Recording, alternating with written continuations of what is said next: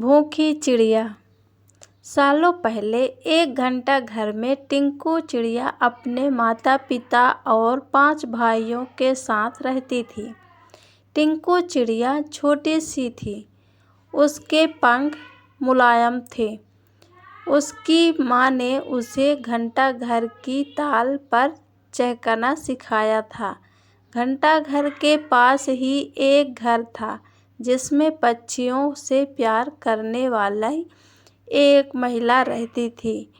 वह टिंकू चिड़िया और उसके परिवार के लिए रोज रोटी का टुकड़ा डालती थी।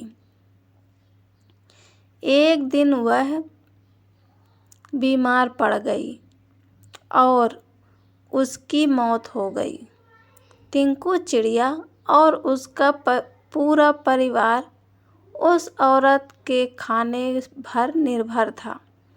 अब उनके पास खाने के लिए कुछ नहीं था और ना ही वो अपने लिए खान जुटाने के लिए कुछ करते हैं। एक दिन भूख से बेहाल होने पर टिंकू चिड़िया के पिता ने कीड़ों का शिकार करने का फैसला किया।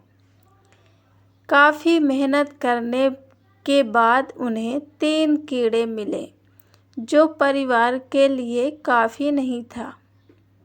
वे 8 लोग थे, इसलिए उन्होंने टिंकू और उसके 2 छोटे भाइयों को खिलाने के लिए कीड़े साइड में रख दिए।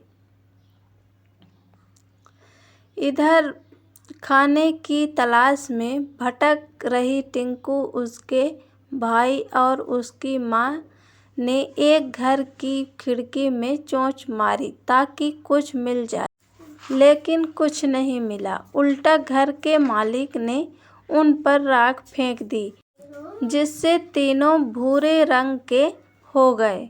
उधर काफ़ी तलाश करने के बाद टिंकू के पिता को एक ऐसी जगह मिली जहाँ काफ़ी संख्या में कीड़े थे। उनके कई दिनों के खाने का इंतजाम हो चुका था। वह जब खुशी खुशी घर पहुँचा तो वहाँ कोई नहीं मिला। वह परेशान हो गया। तभी टिंकू चिड़िया, उसका भाई और माँ वापस लौटे तो पिता उन्हें पहचान नहीं पाए और गुस्से में उन्होंने उसको भगा दिया। टिंकू ने पिता को समझाने की काफ़ी कोशिश की। उसने बार बार बताया कि किसी ने उनके ऊपर रंग फेंका है, लेकिन टिंकू के हाथ असफलता ही लगी। उसकी माँ और भाई भी निराश हो गए, लेकिन टिंकू ने हार नहीं मानी। वह उन्हें लेकर तालाब के पास गई और नहलाकर सबकी राख हटा दी। तीनों जब अपने पुराने रूप में आ गए, अब टिंकू के पिता ने भी उन्हें पहचान लिया और माफ़ी मांगी। अब सब मिलकर खुशी खुशी एक साथ रहने लगे। उनके पास खाने की भी कमी नहीं थी। कहानी से सीख, कभी भी किसी पर पूरी तरह निर्भर नहीं रहना चाहिए। इंसान को खुद मेहनत करके अपनी ज़रूरत की चीज़ें को जुटाना चाहिए।